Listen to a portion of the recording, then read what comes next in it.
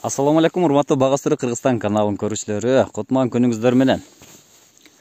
Туугандар, бүгүн биз гилас боюнча тартабыз. Гиласта көп талаштуу маселе бар.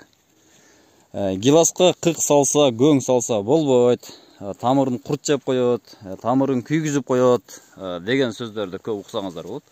Азыр мына гиластын астында мына үйүлгөн кык турат мынакей. Бир машина кык турат. Мына ушул киши мен билгенден жазында, күзүндө машина алып келип, мына ушул гиластардын астына, мына ушул жерге кык төшөйт. Кыкты төшөйт, анан картошка тегет, эрте жаз. Андан кийин картошканы казып алгандан кийин бадырың тегет. Азыр мына ушул бадырыңдын калган чириктерин, чоңоюп калып кеткендерин көрүп атасыздар. Мына ушул киши кык салгандан кийин мына алдыбызда көрүнүп турган көчөт, менин көчөттөрүм менен тең көчөт, 2018 тигилген. 2018 тигилген көчөттү көрүп атасыздар, канчалык бутактанган. Бою макул. Не болуп эле айтпай эле коелу боюнчу. Бою бир 6 метр болсун. Бирок жанына бутактанып, чайлаган бутактарын көрүп атасыздар, уже кадимкидей мөмөгө отурган. Мына ал уже гүл бүчүрлөр. Мына ушул гүл бүчүрлөр кийинки жылга мөмө берет дегенди түшүндүрөт. Эгерде жакшы чаңдаша турган болсо, анда демек мөмөсү жакшы болот. Бүгүн мына ушул кыктын пайдасын айтайлы мынакей. Көрүнүп турган диаметри бир кеминде 15 бар окшойт. 15 сантиметр бар окшойт. Так. Мына эрте жазда мынакей. Буну обработка кылган мед купростун издери турат, мынакей калдыктары. Мына азыр көрсөтүп атканым көчөт жарылып мынакей калдыктары. Бул чоңойгондо ушундай жарылат да. Мынакей. Көчөт бир эле жазында өспөстөн кышында дагы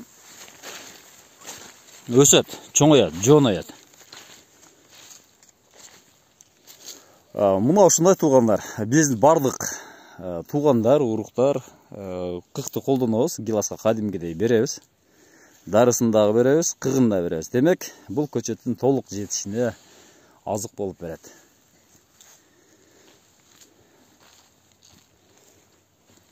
Бул бадырыңдарды тербедиңизби? Бадырыңдар калып кетти да, бул урук алабыз. Уруктук деген бадырыңдардын бардыгы калып кеттир. Азыр алып койсоңуз да болуш керек. Каларда калып кетти да. Мынакей туугандар. Тага, ушул азыркы айткан нерсе гиласка кык берсе болобу? Сиз кандай ойлойсуз? Бериш керек, жерге азык болот да, гиластын өзүнүн тамырыга жакшы өсөт деген немеде салабыз. Мына туугандар. Эгер кык болсо, кык жерди семиртирет. Менделеев системасындагы 56 элементтин бардыгы ушул кыкта болот. Жерден чыккан нерсени кайра жерге бериш керек. Ошондуктан туугандар, кээ бир тамырлар, гиласты мисалы үчүн подвою, кыкты жакшы көрбөшү мүмкүн. Балким ошондон. Балким сиздердин суугаргандан, балким башка бир себептерден сиздердин гиласыңыздар кургап аткан болушу мүмкүн. Азыр мына ушул гиласты көрүп атасыздар, бир кеминде бир 150-200 майда бутагы бар, мөмө бере турган. Булар келерки жылга буюрса, жакшы чаңдаша турган болсо, жакшы мөмө бере алат дегендик.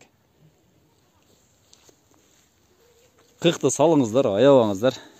Жерге алган эмес, жерге берген дегендей. Эң биринчи жерге бериңиздер. Амофос бериңиздер, нитромофос бериңиздер, калий бериңиздер, кык бериңиздер.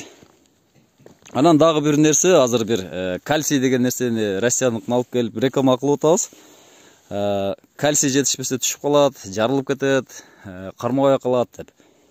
Туугандар, таштуу жерде, суулуу жерде, мисалы үчүн бизде акиташ агат. Суу жазында агат.